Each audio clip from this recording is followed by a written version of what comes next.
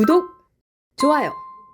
시작하기 전에 좋아요 한번 꾹 눌러주시고 구독 신청하시는 분이 있으면 구독 꾹 눌러주시면 신청해 주시면 큰 힘이 됩니다. 3부 시작하겠습니다. 이종원 아프요 대표님 나오셨습니다. 어서 오십시오. 예, 반갑습니다.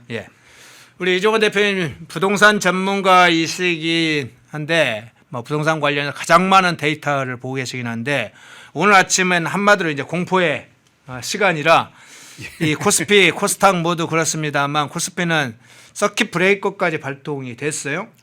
지금 너무 무서운 상황이죠. 그 상황 지금 돌아가는 상황 어떻게 지금 보셨어요? 지금 사실 이 상황은 지난주 금요일, 토요일 아침부터 예견되어 있었던 상황이었습니다.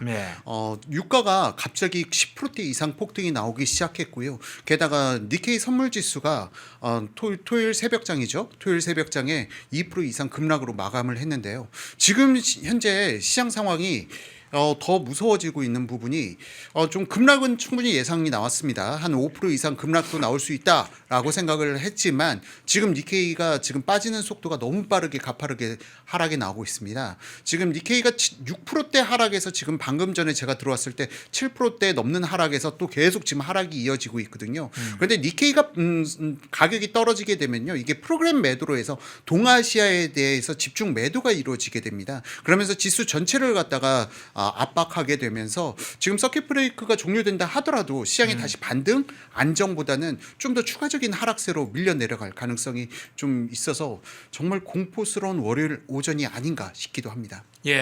지금은 이제 서킷 브레이커 발동된 영향으로 5132 방금 풀어진 것 같네요. 시간상 지금쯤 이제 서킷 브레이커가 약 20분 제한이 걸리기 때문에 플러스 10% 제한을 할 수 있습니다만 10분 정도 할 수 있으면 20분 제한이 지금 방금 풀어진 것 같은 느낌이 듭니다. 5132.13포인트 현재 코스피 지수입니다. 한번 얼마나 오늘 하락할 건지 지금 일본 지수도 이야기를 했고 아침에 뉴욕 증시 선물 증시 보니까 유가 영향도 상당히 받았는지 동시에 상당히 급락을 했어요. 코스피는 어마어마하게 지금 떨어졌습니다. 막 500포인트 이상 지금 떨어지고 있는데 그 문제 중간에 좀 보고 환율 문제도 한번 여쭤볼게요. 지금 국제 유가가 지금 110달러를 돌파했다가 이제 100달러 좀 넘어서 지금 조정기를 겪고 있는 상황인데 80달러, 90달러까지 올라왔다가 110달러까지 지금 올라가는 상황이에요. 이제 유가가 급등하면서 동시에 이제 환율까지 지금 보니까 환율이 1,495.5원, 96원 그거 왔다 갔다 지금 하고 있는데 제가 방송 딱 들어오기 직전에는요. 98원 찍었다가 8원 찍었어요. 8원 찍었다가 밀려 내려온 겁니다. 네. 정부에서 상당히 열심히 열일하고 있다라고 볼 수 있는 대목인데 지금 환율이 이미 1,495원을 돌파했다. 사실은요. 1,480원대가 프로그램 매도의 마지노선이라고 보면 될 것 같아요. 여기서 환율이 더 올라가기 시작하게 되면은 저절로 요인 매도가 지금 증가세를 갖다 보일 수밖에 없는 거고요. 지금 코스피의 급락이 요인 매도가 아마 오전장에는 2조 원을 돌파하지 않을까 우려스러운 대목이기도 합니다. 게다가 환율이 지금 계속 만약 1,500원대를 돌파한다라고 하면요. 외국인 매도세가 좀 패닉성으로 나올 가능성도 있고요. 그리고 지금 현재 지난주에 12% 급락이 한번 나오지 않았습니까? 코스피가. 그런데 지금 현재 상황이 그 당시 코스피가 12% 급락 나올 때 일본 니케이는 한 3%대밖에 폭락이 나오지 않았어요. 그런데 우리나라는 12% 폭락이 나왔고요. 그런데 지금 현재 니케이 지수가 7%대가 넘는 폭락이 나오고 있다는 것은 지금 전반적인 외인들의 프로그램 매도가 더 거세질 수 있다는 부분이 있어서 오늘 오후장이 좀 더 오전장보다 또 어떻게 전개될지 상당히 공포스러운 장이 아니라 할 수 없을 것 같습니다. 서킷 브레이커가 풀리자마자 지금 코스피가 하락하고 있네요. 그 진행된 상황 중간중간 상황을 보면서 새로운 속보와 함께 소식을 코스피 환율 동향이 크게 변하면 좀 한번 보여드리겠습니다. 정열방님 후원 고맙습니다. 부동산 시장으로 한번 가보겠습니다. 갑자기 이재명이 입을 닫았어요. 한동안 트위터 X를 통해서 엄청나게 공격적으로 이틀이 멀다 하고 다주택자, 임대사업자 막 공격을 해야 되고 비거주 1주택자까지 지목하면서 거기에 이제 장도혁 대표까지 겨냥해서 막 공격을 해댔습니다. 그런데 그러다 그 영향이 일부 있었을까요? 회수 압박 및 증세 압박으로 매물을 유도하는 그런 방향 유도를 계속 해왔는데 한국 부동산원 지금 조사에 의하면 상승폭이 좀 낮아졌다, 대폭 낮아졌다 이런 결과가 나오고 있는데 정말로 그게 시장의 안정 상황을 가져오는 건지 아니면 그 내면에 다른 문제가 있는 건지 일시적으로 숨었다가 다시 새로운 상황으로 폭등을 하는 건지 우리 이종환 대표님 어떻게 보시는지 이 문제 한번 집중적으로 볼 텐데요. 자, 방금 말씀드린 것처럼 이재명이 트위터 X를 통해서 계속 부동산 압박을 해왔잖아요. 근데 시장이 지금 안정 상황입니까? 어떻게 보세요? 정말 이 상황에서 제가 오늘 이러한 방송을 한다는 게 좀 안타깝게 생각이 들기도 합니다. 네. 사실 증시가 이렇게 무너지고 거시경제 환경이 안 좋아진 상황에서는 분명 부동산 시장 역시도 타격을 받을 수밖에 없어요. 이 부분을 부정하자는 건 아닙니다. 하지만 지금 부동산 시장 흘러가고 있는 상황이 한국 부동산에서 이야기하는 것과 상당히 다른 괴리가 있는 시장으로 펼쳐지고 있어가지고요. 지금 이 부분은 안타깝게도 지금 부동산 시장이 안정되고 있다. 이 부분에 대해서는 일부는 맞는 이야기지만 지금 오히려 서민들의 삶은 훨씬 더 궁핍한 상황으로 내몰리는 상황이 아닌가 상당히 우려스러운 대목이라고 저는 평가하고 있습니다. 자, 한국부동산원의 이제 자료를 하나하나 좀 보고 싶은데요. 이제 상승폭이 좀 낮아진 것도 있고 강남, 서초, 송파, 용산 지역에서 급등 지역에서 하락까지 전환한 추세가 있는데 시장 상황과 이게 맞는 건지 좀 그 부분을 좀 한번 좀 살펴보고 싶어요. 어떻게 보세요?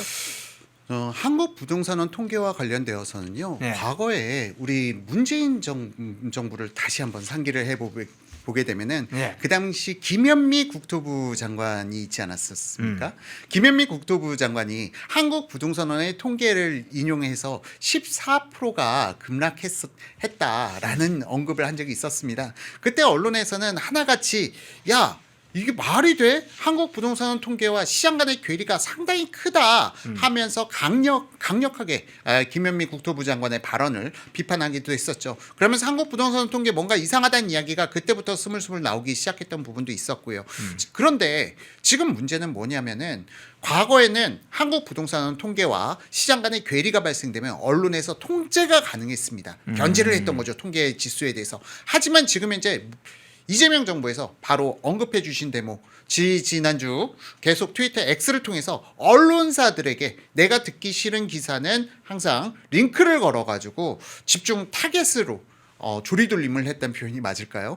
이러한 상황이다 보니까 언론에서 자신들이 이재명 대통령이 링크를 걸리게 되면은 기사 제목까지 바꾸거나 기사 내용을 아예 통째로 바꿔버리는 이러한 총구까지 발생되고 있는 상황입니다. 즉 언론에서 더 이상 이재명 정부가 듣기 싫어하는 소리, 즉 부동산 시장이 자극되는 기사들이 신문 지면상에서 급속도로 사라져가고 있습니다. 그러면서 지금 시장이 안정화됐다라는 이러한 기사들이 너무나도 강하게 나오고 있는데 사실 지금 현재 우리 현실에서 지금 우리 주변에서 벌어지고 있는 상황은 정반대의 상황이 펼쳐지고 있습니다.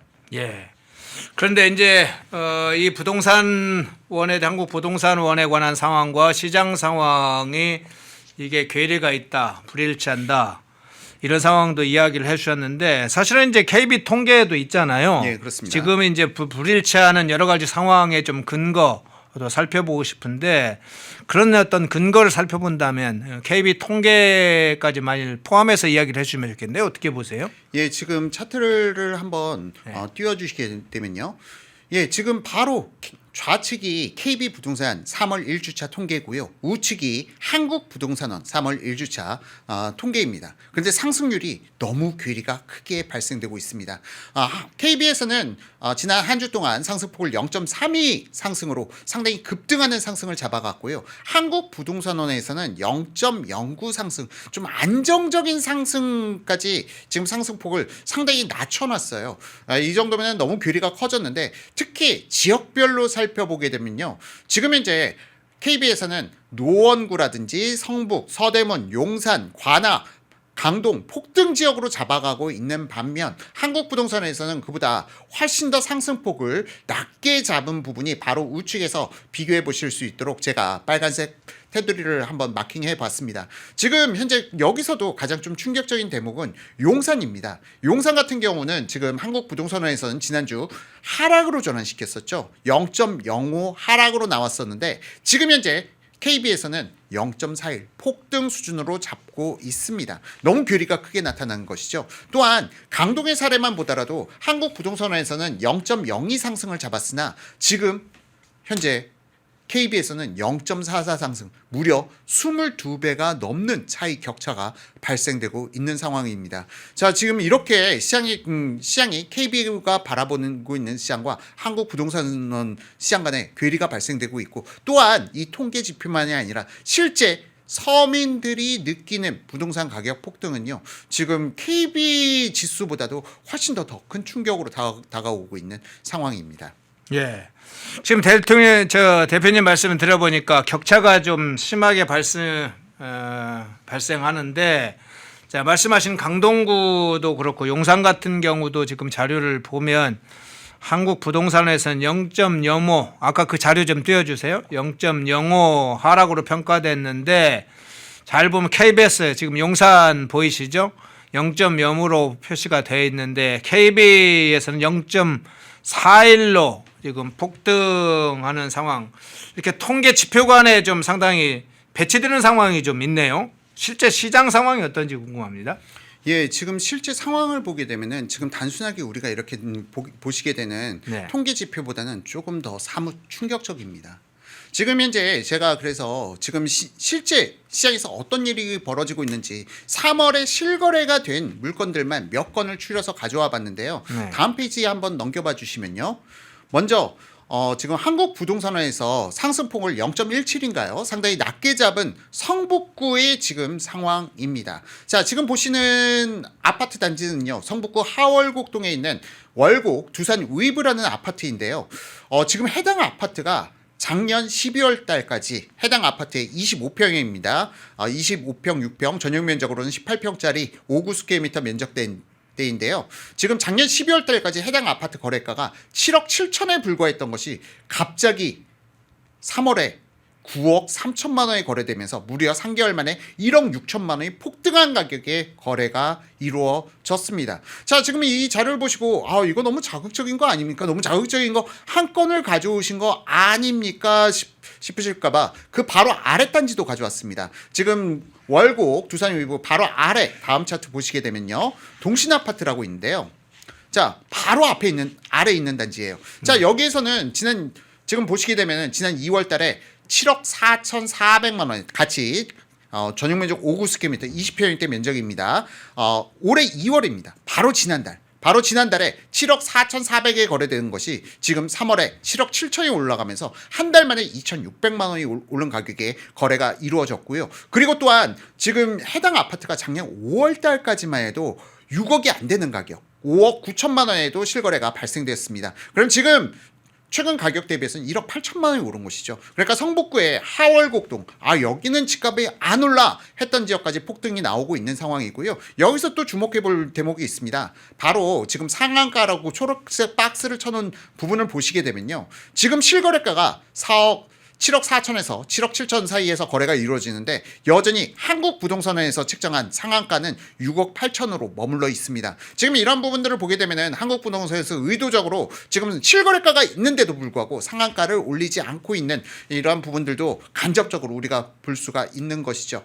자, 다음 장 넘겨주시게 되면요, 지금 하월곡동만의 문제가 아니죠. 성북구 보문동입니다. 해당 아파트는 작년 12월 달에 여기도 전용 면적 5구 스퀘어미터 20평대입니다. 해당 아파트가 작년 12월 달에 11억 3천만 원에 거래됐으나 3월 지금 실거래가 즉 12억 6,500만 원에 찍히면서 무려 3개월 사이에 1억 2,700만 원이 올랐습니다. 그리고 작년 3월 달과 비교해 보면요 2억 7,500만 원이 오른 가격이죠. 자, 지금 보시게 되면 이렇게 성북구 지역에서도 지금 한 달 사이에 뭐 1억씩 몇천만 원씩 올라가고, 그리고 3개월 사이에 1억 이상씩 올라가고, 이러한 상황이 여전히 ing형에 있습니다. 성북구만 그런가요? 다음 한번 보시면요.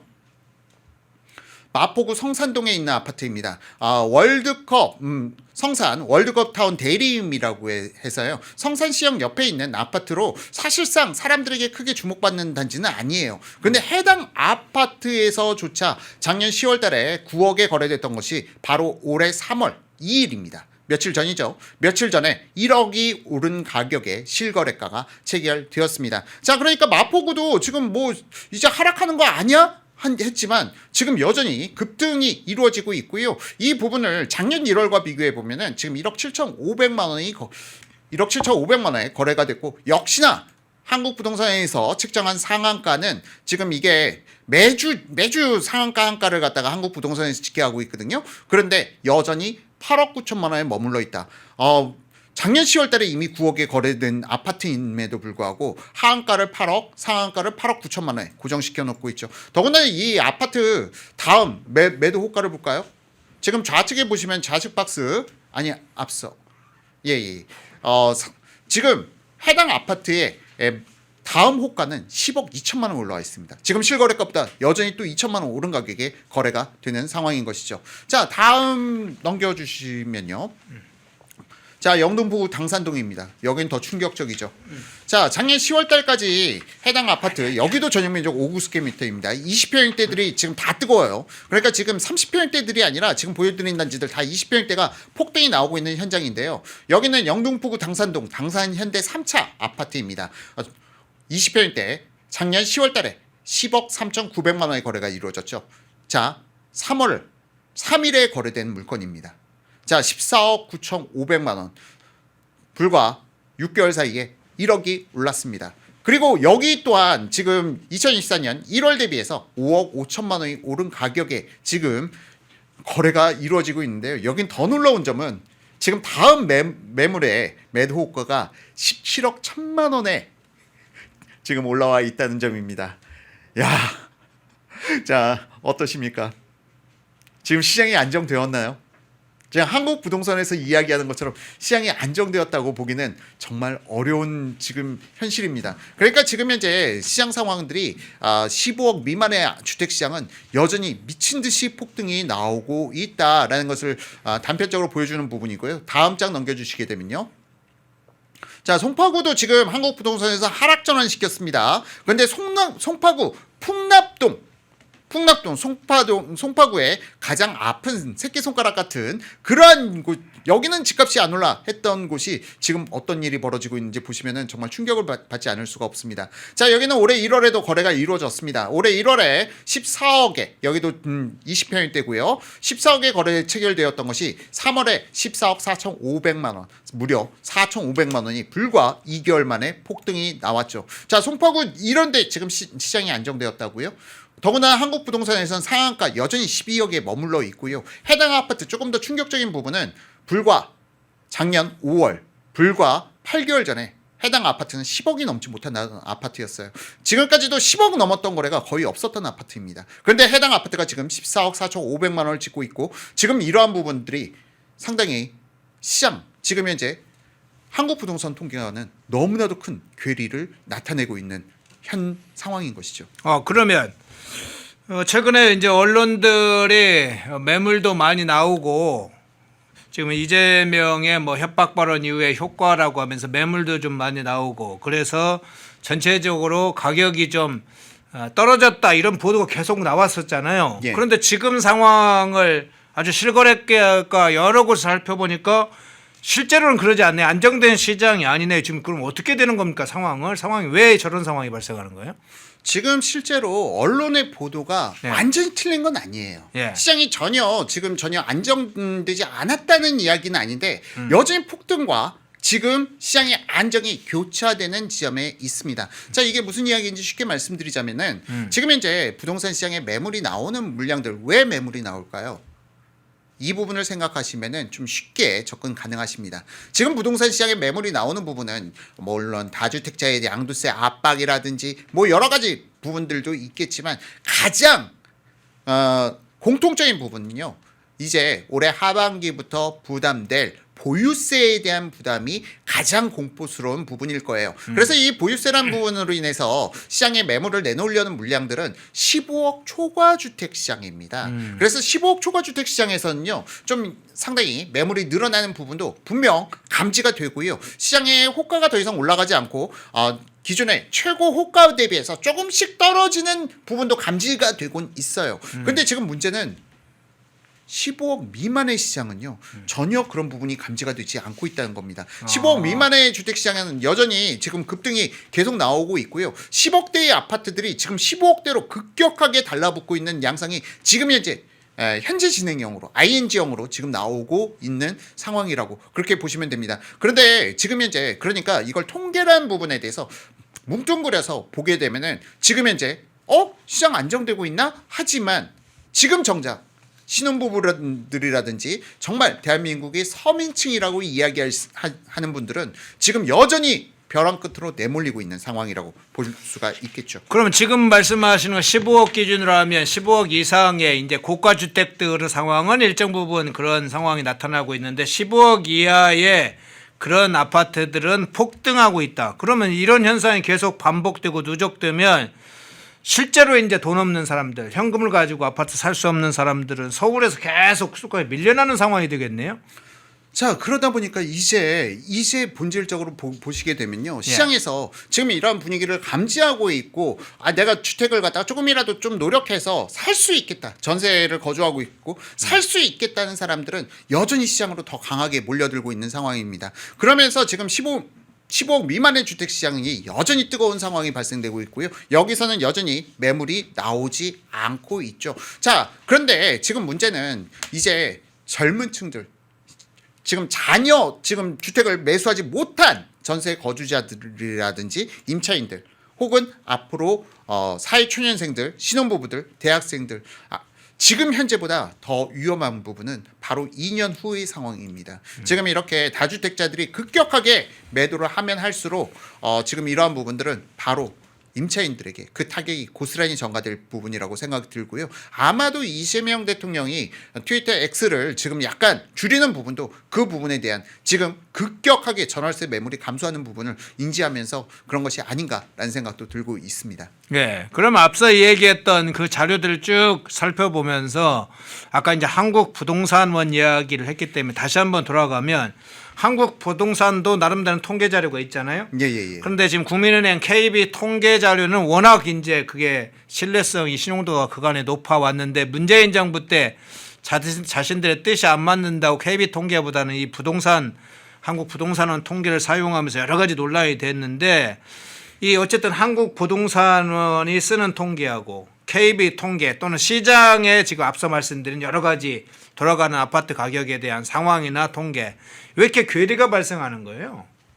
원래 이 부분이 과거에 이 한국 부동산 통계는 과거에 주택은행이라고 있었습니다. 네. IMF 이전에 주택은행이라고 있었는데 그 주택은행이 민간에게 매각되면서 그게 KB의 전신이 주택은행하고 몇 개 은행이 합쳐지면서 만들어진 은행이었죠. 원래는 통계의 본류는 KB에서 시작되는 겁니다. 네. 그런데 김대중 정부 때인가요? 그 김대중 정부 때 아니 통계를 민간기관에다가 맡기는 게 말이 되느냐 해서 한국부동산원, 그 당시에는 한국감정원이었습니다. 감정원에서 통계를 갖다가 분석하기 시작했고요. 그러면서도 사실은 박근혜 정부 때까지는 큰 오차가 없었어요. KB와 한국부동산 통계에는 커다란 오차가 없었습니다. 오히려 한국부동산 통계가 보다 시장의 상황을 예민하게 잡아내가지고 오히려 사람들이 한국 부동산에 대한 통계를 더 높게 받고요. KB는 아무래도 해당 통계를 기반으로 해서 대출이 나가야 되다 보니까 좀 더 보수적으로 잡는 측면이 있었습니다.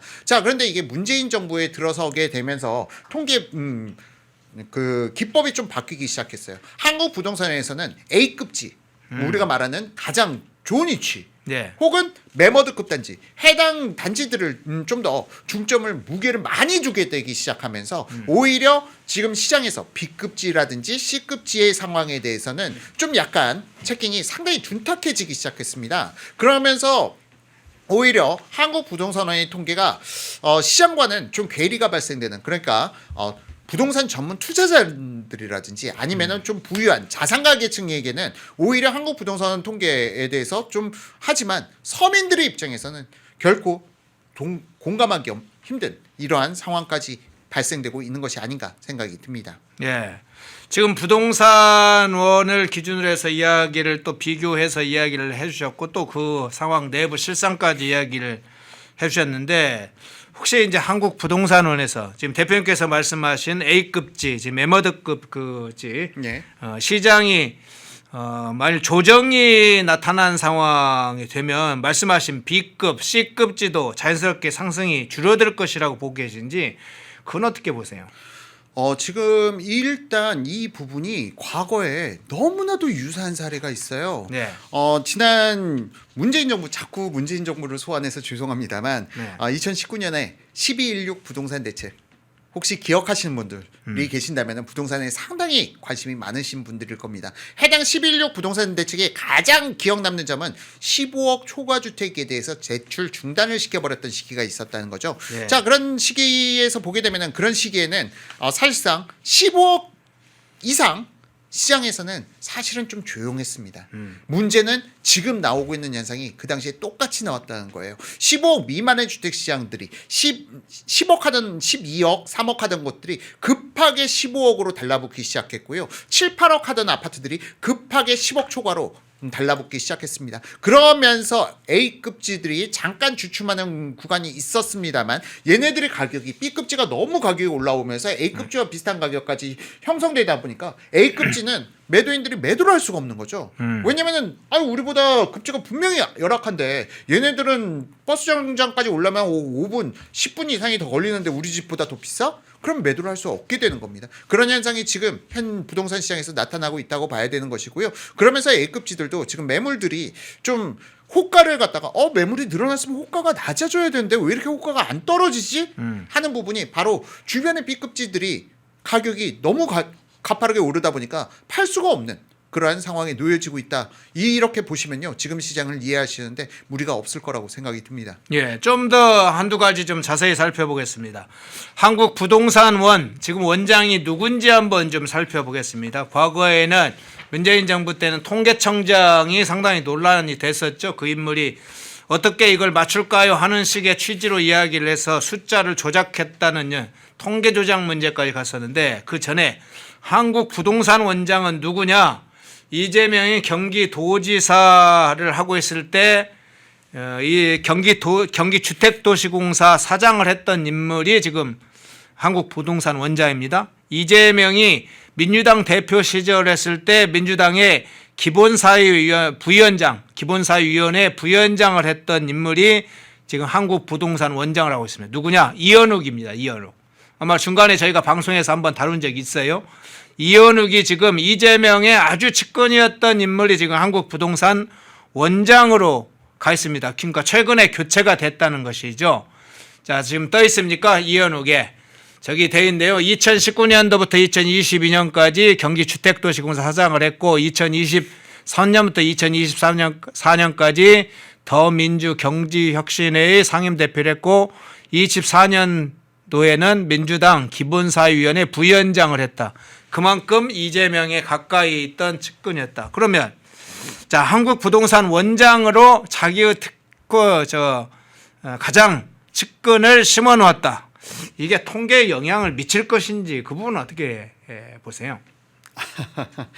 근데 이 부분은 사실 저희가 뭐 통계 좀 민감한 문제죠. 예, 좀 민감한 문제이긴 합니다만 예. 사실 좀 약간은 의심이 가는 부분이 있어요. 예. 딱 이현욱 한국 부동산 원장이 취임하기 딱 일주일 전부터 통계가 살짝 이거 시장 상황이 이렇지 않은데 이게 바로 설날 전주거든요. 예. 설날 바로 직전주부터 시작해가지고 이게 약간 이상한 것 같은데 했는데 그 이후에 뜨더라고요. 이현욱 한국 부동산 원장 취임 발표가 그 뒤늦게 나타나게 됐고요. 그러면 사실 인수인계 기간은 한 15일 정도 놔두다 보니까 그 사이에도 업무 지시를 하거든요. 취임하기 직전. 그러니까 이게 때가 너무 절묘하게 맞아 떨어지는데 KB와 격차가 벌어지기 시작한 시점과 너무 절묘하게 맞다 보니까 의심은 해볼 수 있겠으나 물론 여기는 통계 조작이 있었다 없었다를 발언할 수는 없습니다. 왜냐면 근거 이런 걸 가지고 근거 뭐 통계 조작이 있었다라고 이야기하기에는 좀 무리가 있겠죠. 예. 자, 문재인 정부 때의 통계 조작 문제도 있었죠. 당시에 이제 장하성 정책실장, 김수현, 여러 사람들이 통계 조작 관련해서 수사, 기소되는 상황도 있었고, 강신욱 통계청장, 홍장표 경제수석 여러 논란의 인물들이 당시에 이 통계 조작과 관련된 것으로 지목되기도 했는데 이 문제는 어떤 차원에서 보세요? 저는 개인적으로 문재인 정부의 상당히 많은 사법 리스크들이 아직까지도 소멸되지 않고 있다라고 바라보고 있습니다. 네. 그 중에 또 하나의 대표적인 사건이 물론 통계청의 통계 조작도 있었지만 한국부동산원의 통계 조작도 상당히 대표적인 사건이 될 수가 있겠죠. 그렇죠. 자, 그런데 이런 부분에 대해서는 분명히 감사원에서 지적을 했고요. 감사원에서 지적한 부분이 형사 소송까지, 형사 기소까지 이루어질 부분이라면은 이건 분명하게 행정 절차상에 투명하게 진행되지 못한 부분이 있었다는 것까지는 부정할 수가 없을 것입니다. 다만 이게 형사처벌의 대상이 되느냐 안 되느냐에 대한 판단을 사법부에서 할 뿐이고요. 그런 부분에서 봤을 때 분명하게 지금 현재 행정 절차상 분명 문제는 있었으나 여기서 좀 상당히 문제가 발생됩니다. 바로 이제 해당 이현욱 한국부동산 원장이 지금 이재명 정부의 부동산 정책의 멘토로도 알려져 있습니다.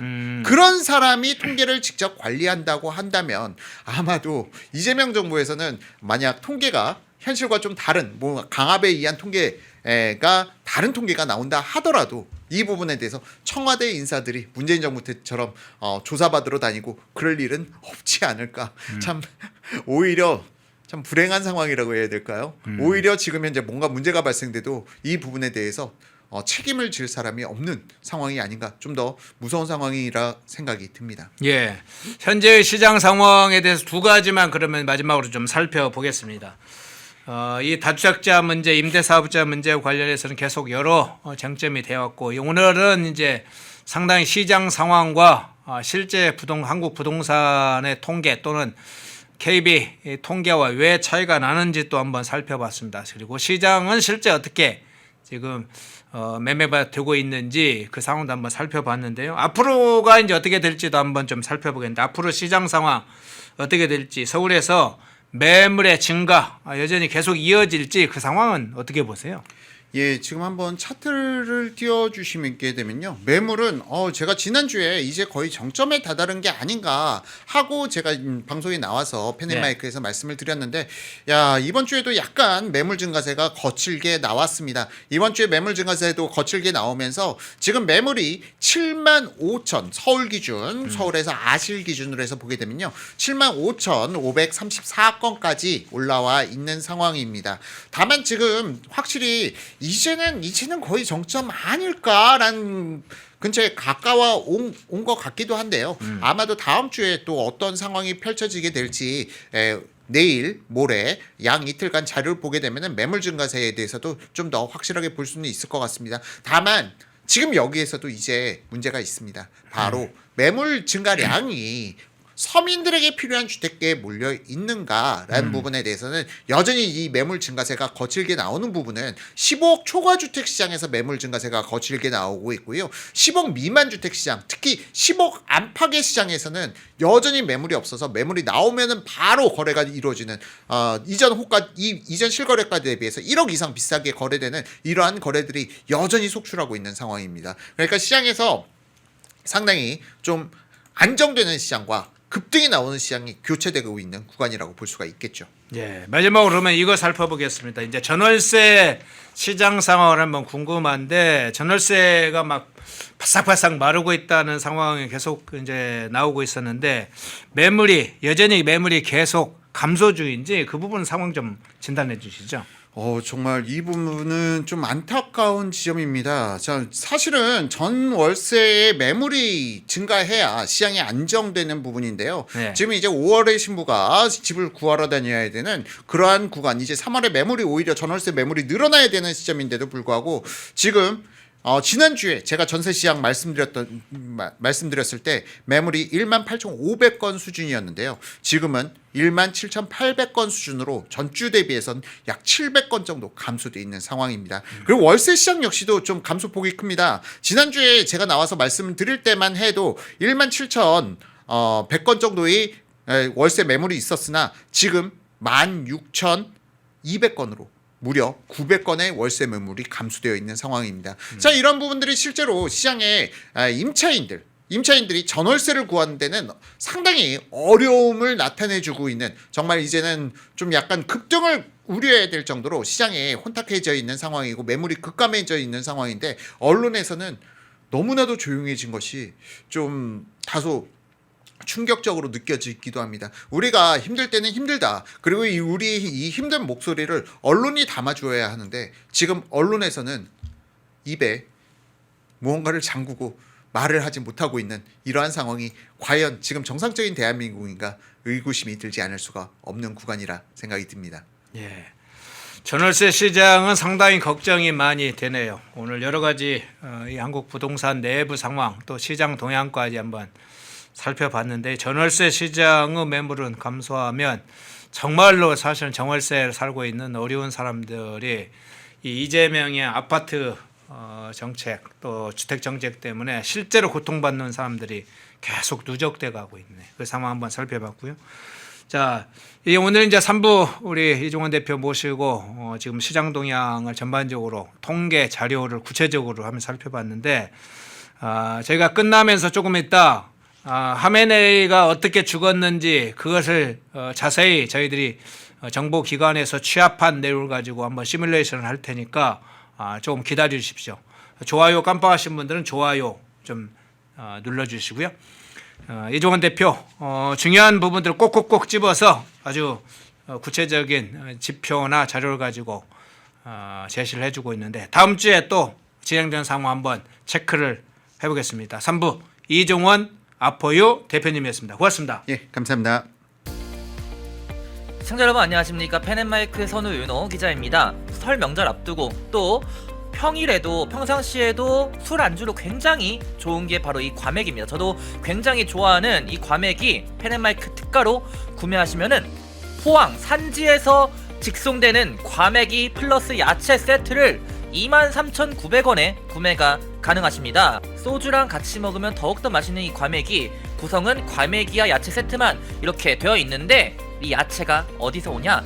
당일 새벽에 옵니다. 그래서 정말 신선하고, 특히나 포항 산지에서 나오는 이 과메기는 그 어느 과메기보다도 꾸덕하고 쫄깃하고 고소합니다. 저도 방금 먹어봤는데 너무나 맛있었던 이 과메기 펜앤마이크 특가로 구매하시면은 23,900원에 구매가 가능하시니까 우측 카드에 나와있는 1522-1331 1522-1331 전화 주시면은 간편하게 문의 및 구매 가능하시니까 많은 관심 부탁드리도록 하겠습니다.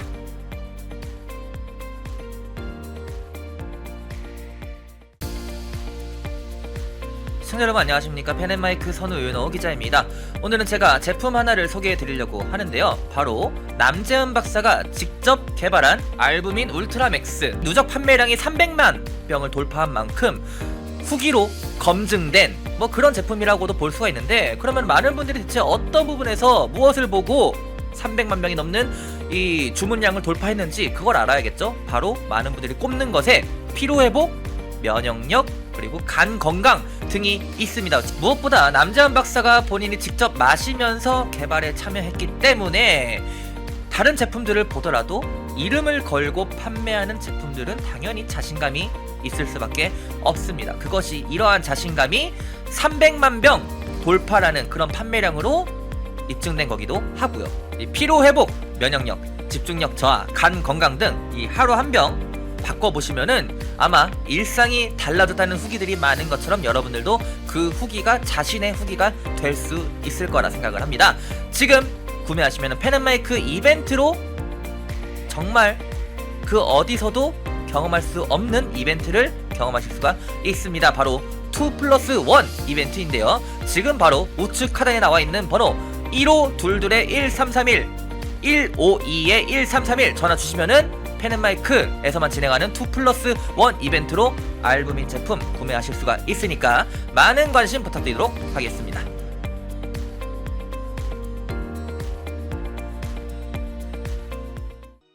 펜앤마이크에서 추천하는 영상도 보고 가세요.